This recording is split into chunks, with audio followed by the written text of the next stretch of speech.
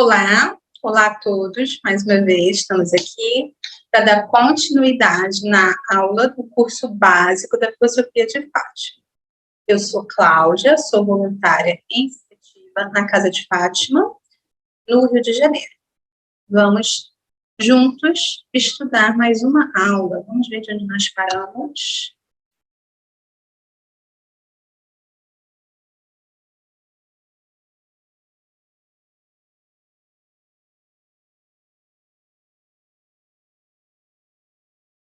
Aqui nós paramos.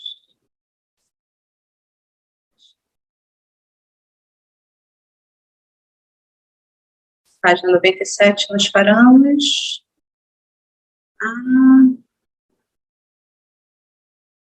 Então, hoje inicia página 99, né? A página 98 foi apenas uma gravura, então página 99. A virtude em Aristóteles e Seneca.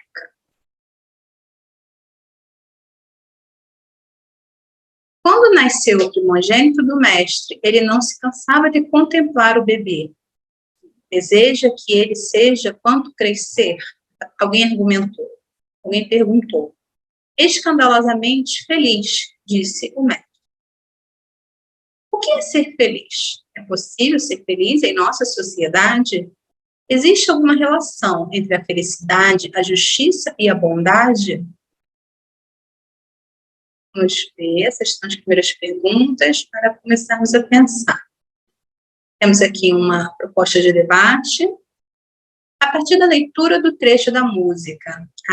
Aqui era um trecho de uma música. Balado do Louco. Interpretada por Ney Matogrosso.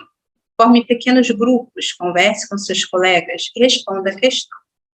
Dizem que sou louco por pensar assim. Se eu sou muito louco, por eu ser feliz. Mas louco é quem me diz, e não é feliz, não é feliz. Sim, sou muito louco. Não vou me curar, já não sou o único que encontrou a paz, mas louco é quem me diz, e não é feliz. Eu sou feliz. Porque para os compositores, a nossa sociedade associa a felicidade à loucura. Justifique. Presente a resposta, turma para debate. As regras estão contidas na introdução do livro.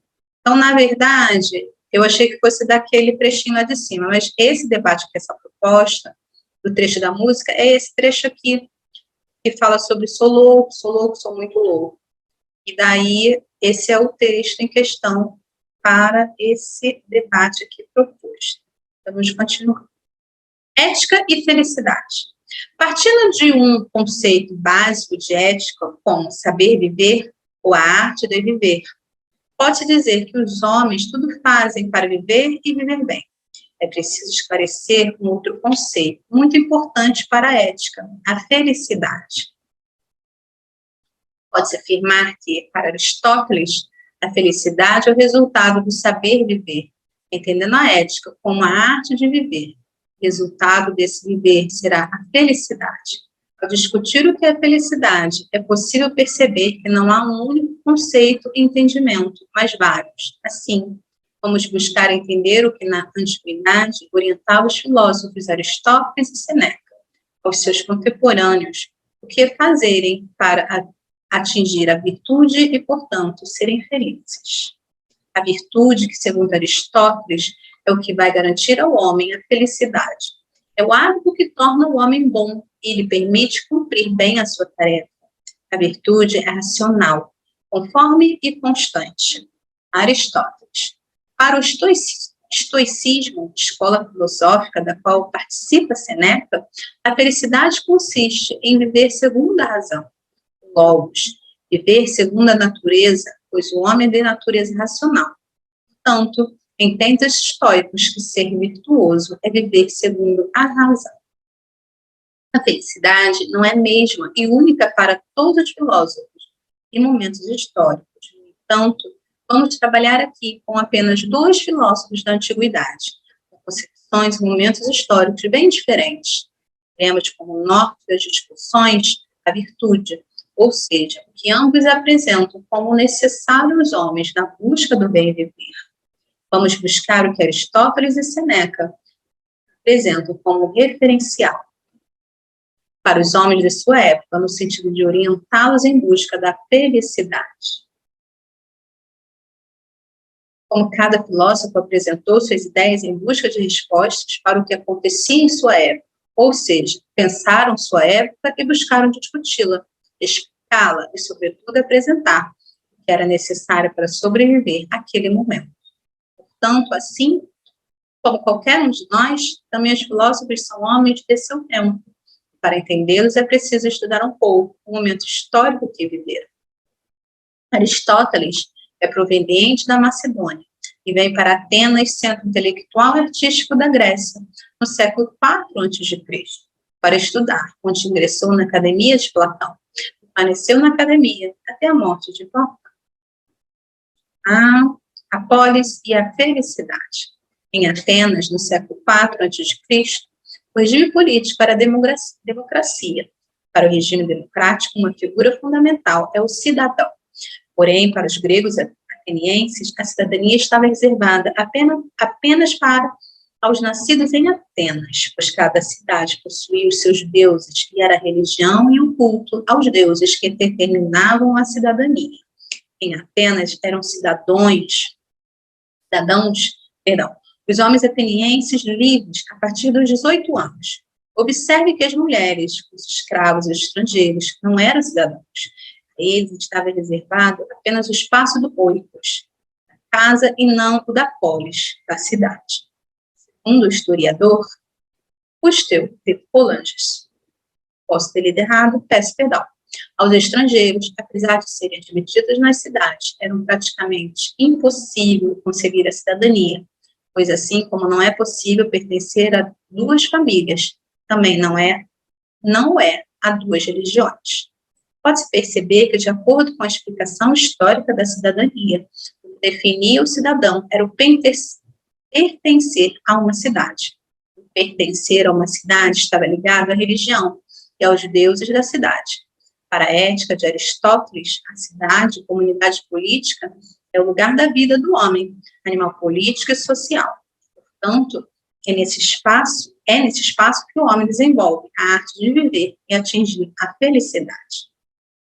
Nós temos mais uma proposta de atividade.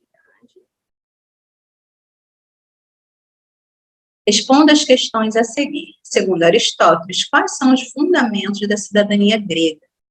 Como se justifica a cidadania em nossa sociedade? O que mudou e o que permanece em relação à antiguidade grega? Para refletirmos, debatermos em grupo.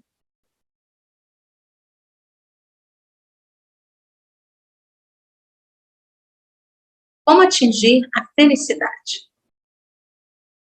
Ele fala sobre Aristóteles, em sua obra Ética, Nicômacos, discute a finalidade de toda a arte, indagação, ação e propósito da vida humana, e conclui que é sempre o bem a que todos visam.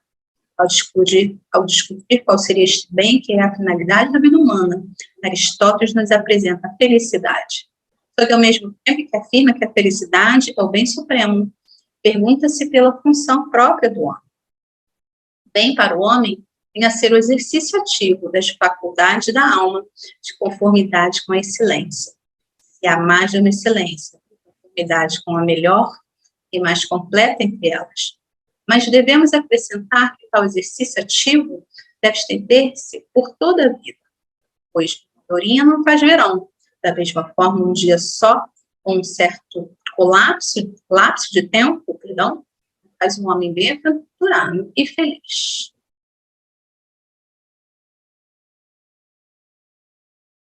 Expondo que a felicidade é a finalidade de nossa vida, Aristóteles preocupa-se em demonstrar que a vida humana possui em si uma finalidade, ou seja, uma função para a qual está dada. E, portanto, tal finalidade se objetiva dentro da função a que a vida acontece.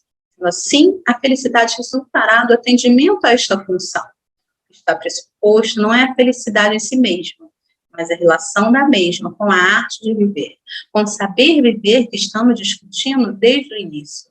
E aqui Cabe, então, atentarmos para que Aristóteles nos apresenta como sendo a felicidade. Aqui, ele nos apresenta, tem texto. Parece que a felicidade, mais que qualquer outro bem, é tida como este bem supremo, pois a escolhemos sempre por si mesma, nunca por causa de algo mais. Mas as honrarias, prazer, inteligência e todas as outras formas de excelência, embora as escolhamos por si mesmo. Escolhemos por causa da felicidade, pensando que através delas seremos felizes. Ao contrário, ninguém escolhe a felicidade por causa das várias formas de excelência, nem de um modo geral, ou qualquer outra coisa, além dela mesma. Aristóteles fundamenta a ética, arte de viver bem, arte de bem viver, tendo como referência a função do homem, ou seja, da vida humana, pois não se trata da vida de um homem, mas do ser humano, e aponta para a felicidade como sendo a busca em si mesma da vida humana, ou seja, o bem supremo a que toda arte, indagação, ação e propósito devam ter em vista. A partir da obra Ética a Nicômaco, busca-se entender que, segundo Aristóteles, é preciso para ser feliz.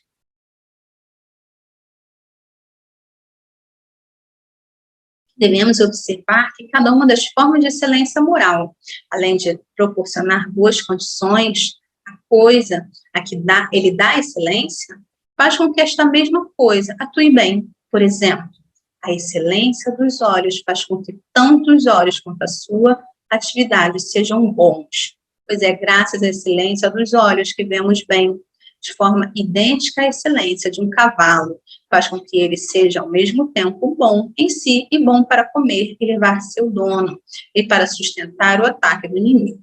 Logo, se isto é verdade, em todos os casos, a excelência moral do homem também será a disposição que faz um homem bom e o leva a desempenhar bem a sua função. Aristóteles.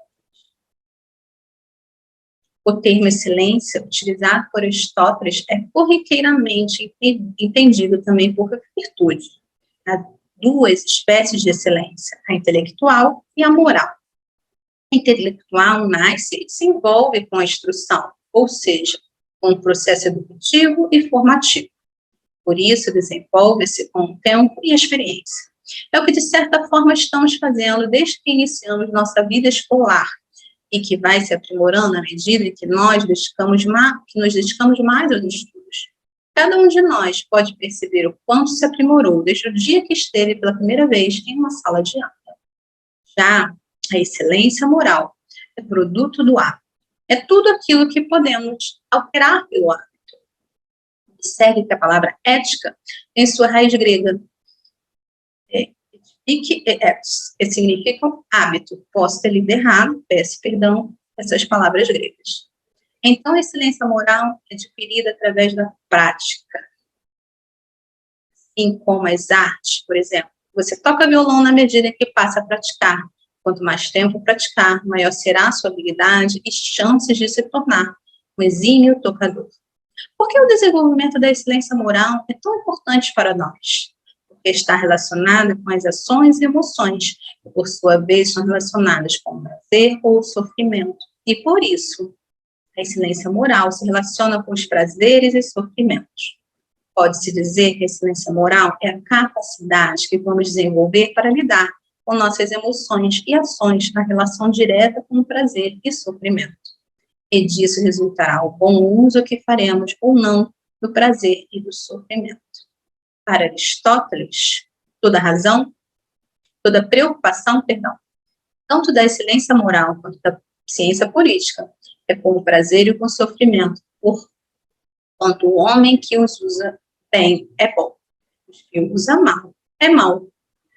Aristóteles. Mas o fato de a excelência estar relacionado ao domínio que fará do prazer e sofrimento implica que a excelência garantirá atingir o objetivo do meio termo. Vamos retomar o que ele entende por disposição de caráter, para que possamos entender que seja a excelência moral ou virtude do homem. Ora, disposições de caráter são os estados de alma em virtude das quais estamos bem ou mal em relação às emoções.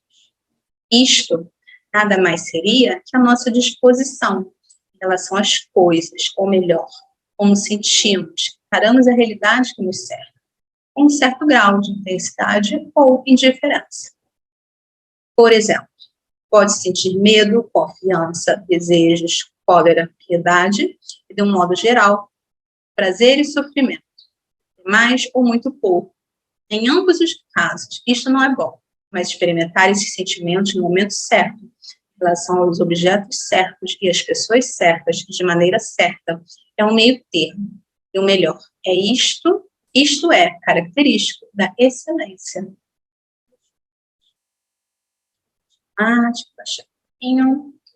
Fala-se que a excelência moral é o desenvolvimento de hábitos que nos farão escolher nas ações e emoções, que são marcadas pelo excesso, falta e meio termo. Mas o que é meio termo? De tudo que é contínuo e divisível, é possível tirar uma parte maior, menor, ou igual. Isto tanto em termos da coisa em si, em relação a nós. E o igual é um meio termo entre o excesso e a falta. Por meio termo, quero significar aquilo que é equidistante em relação a cada um dos extremos, que é único e o mesmo em relação a todos os homens. O meio termo em relação a nós, quero significar aquilo que não é nem demais e nem muito pouco. Isto não é único nem o mesmo para todos. Portanto, para Aristóteles, a busca é pelo meio termo, ou seja, o equilíbrio entre o excesso e a falta, e o desafio, e o tratamento diante de cada ação e emoção. É por isso que a formação da excelência moral é uma busca constante e depende da capacidade racional, pois exige a todo momento reflexão e escolha. A mediania não é algo pronto e dado, mas escolhido, e que precisa ser entendido para que se chegue a atingir. Vou ver aqui uma atividade. Responda as questões abaixo. Em que consiste a virtude para Aristóteles?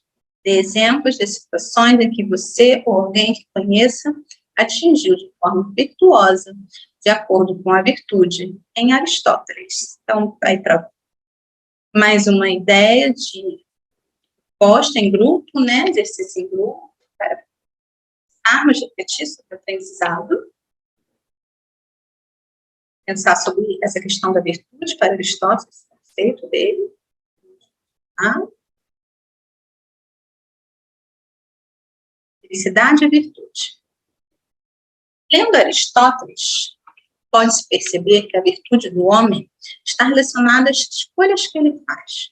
Essas escolhas não no sentido de querer ou não um ou outro, mas escolhas no sentido de nossa racionalidade, ou seja, de agirmos de uma ou outra forma. São escolhas que orientam o nosso agir e que estão ligadas ao que dissemos já no início, a arte de ver e viver. Para Aristóteles, o homem só pode viver na polis, cidade grega, e isto por ser, por natureza, um animal político, ou seja, que vive na polis. Portanto, em sociedade, pois seu agir não é isolado ou solitário, mas é sempre um agir em relação ao outro. Ora, se nossa vida ocorre em sociedade, nossas ações se dão em relação ao outro, e devemos como ser virtuoso, o que Aristóteles nos aponta como meio de atingirmos a virtude, haja vista que somos marcados por escolhas, desde que nos levantamos pela manhã até nos deitarmos à noite. Ora, a excelência moral se relaciona com as emoções e as ações, nas quais o excesso é uma forma de erro, tanto quanto a falha, enquanto o meio termo é louvado como um acerto. Ser louvado e estar certo são características da excelência moral. A excelência moral, portanto, é algo como equidistância, pois seu alvo é o meio. É interessante retomar a discussão feita anteriormente a partir da música Balada do Louro, e a questão da felicidade em nossos dias. Você pode perceber que os compositores discutem não a loucura em si, mas a loucura como o diferente, os padrões sociais vigentes, como, por exemplo, o movimento da arte surrealista.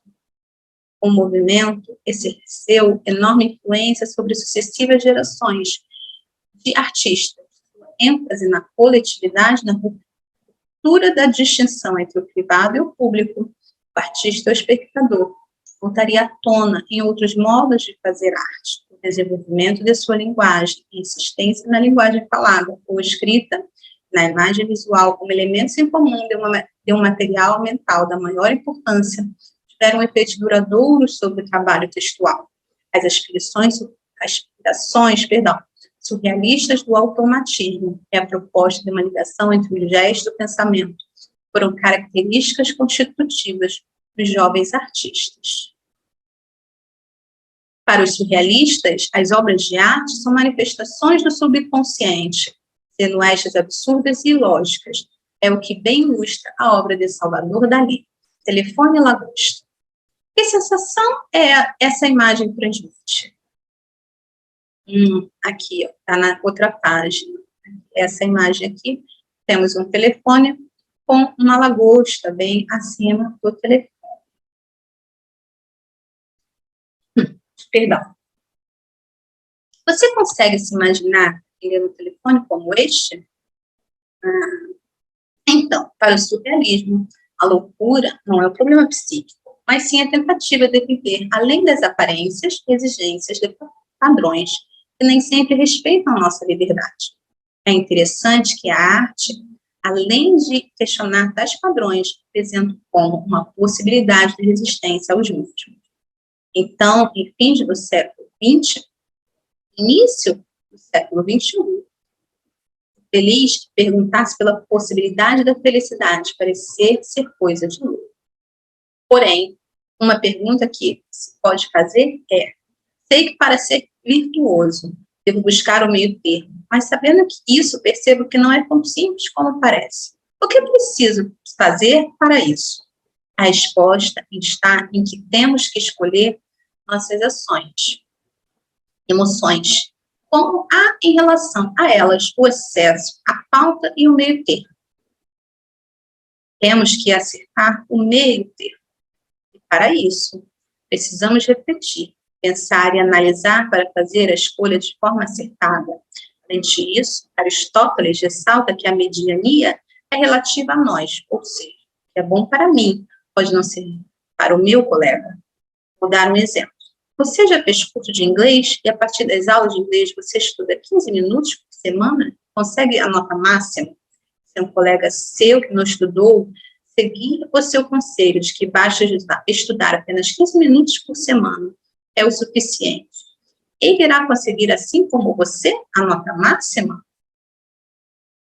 É bom destacar que a ética aristotélica não se apresenta de forma alguma como algo imperativo, ou seja, faça isto, não faça aquilo, mas joga a opção a cada um de nós, para que façamos as escolhas e sejamos, assim, sujeitos de nossos próprios atos e escolhas. Assim, não há uma verdade pré-estabelecida que nos cabe apenas segui-la, reflexão ou questionamento. Sim, deparamos com a necessidade de, a cada ação, fazer a escolha, e o desafio é fazer a escolha certa. É, portanto, mais difícil, pois exige de nós uma atitude ativa e não simplesmente passiva diante da vida, das coisas, escolhas que nos cercam. Vejam como poder escolher e, portanto, poder errar é sempre o que acaba por inibir as pessoas. Precisamos refletir e desenvolver nossa capacidade de análise da realidade. Por isso, depende exclusivamente de nós. E como o mundo que nos cerca é também o mundo das relações humanas, saber escolher é um desafio constante. E diante das escolhas que discernos, não há retrocesso. Para o pensamento aristotélico, tudo isso diretamente relacionado com o fato de eu viver na polis, ou seja, viver em sociedade. Para o mundo grego, a ética e a política estão juntas, pois entendem que a comunidade social é o lugar necessário para a vivência ética. O homem só pode viver e buscar sua finalidade, e para Aristóteles é a felicidade na comunidade social, pois é um animal político, ou seja, social. Portanto, Não pode o homem levar uma vida moral como indivíduo isolado, pois vive e é membro de uma comunidade. Vida moral não é um fim em si mesmo, mas um meio para se alcançar a felicidade. Não se pensa a ética fora dos limites das relações sociais, ou seja, não se pressupõe a ética sem a política. É por isso que, segundo Savater, os antigos gregos chamavam quem não se metia em política de idiotas, palavra que significava pessoa isolada, sem nada a oferecer às demais, obcecada pelas mesquinharias de sua casa, e, afinal de contas, manipulada por todos. Não sei se isto responde à questão: como fazer para atingir o meio termo? Mas penso que traduza o que está pressuposto em Aristóteles no sentido de orientar os homens, naquele momento histórico, Grécia, no século IV a.C., atingirem a finalidade das suas vidas. E para Aristóteles, é a felicidade. Temos aqui um debate, novamente. Forme pequenos grupos e responda a questão abaixo. A ética de Aristóteles serve de referência para as sociedades contemporâneas, considerando situações como religião, política, saúde, violência, etc. Apresente as respostas à turma para debate. Regras para debate constam na introdução deste livro. Então, aqui temos uma proposta para refletir, fixar o aprendizado relacionado ao texto que nós estudamos hoje. E vamos parar por aqui, nosso estudo de hoje. Agora vamos para a parte da filosofia. Vamos agora para a parte do livro, que é a Filosofia de Fátima. Está lá no site www.casadefátima.org. Pode tanto ser baixado gratuitamente, quanto você ler online, não precisa baixar para conseguir ter acesso. E onde nós paramos? Paramos em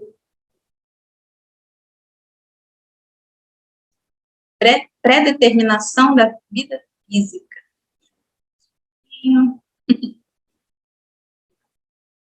Acreditar que toda a experiência de uma vida já é pré-determinada é retirar toda a possibilidade de escolha e livre-arbítrio do indivíduo.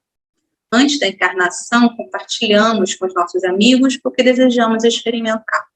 A soma da força de todos os amigos gera possibilidades, oportunidades para a construção viável desta realidade.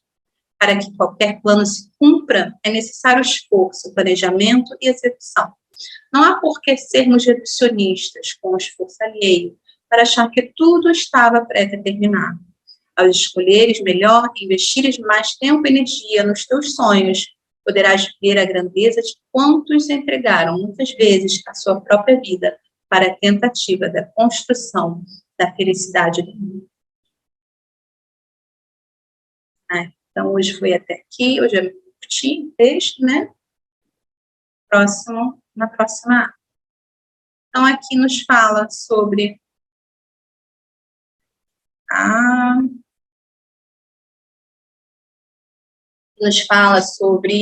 a questão de acharmos que tudo já está predeterminado, né? Tudo já está escrito, já tem um planejamento. E ali nos coloca a reflexão que não é bem assim, né? Afinal, como ele mesmo colocou, nós estamos em um círculo social. Então, acaba que uma ação depende da outra. Então, são possibilidades, são oportunidades que possam ser geradas. Vários caminhos. Não existe um caminho. Porque, até como foi colocado também, acaba sendo reducionista, porque às vezes a pessoa coloca um esforço tão grande, né? Pode ser em situações, ou no trabalho, ou num curso, ou no estudo, e consegue alcançar um mérito, seu objetivo, e a gente já pode pensar, não, já estava predeterminado. E o esforço da pessoa? E o que a pessoa correu atrás? Então, o livre-arbítrio, qual é? Precisamos, sim, correr atrás dos nossos objetivos, nos esforçarmos e criar as nossas oportunidades. Viemos para cá com possibilidades. E dentro desse leque de oportunidades, escolhemos o caminho que queremos. Então, agora nós vamos, como sempre colocamos, né, uma ideia sobre ação social. Hoje eu vou finalizar a ideia do abrigo de idosos, colocando hoje a ideia aqui, a proposta de fazermos comida, um bolinho, um lanche, levarmos uma tarde em um abrigo. Esse abrigo que vocês escolheram já, né, já estão aí fazendo as suas ações sociais que estão sendo propostas no vídeo, nas aulas.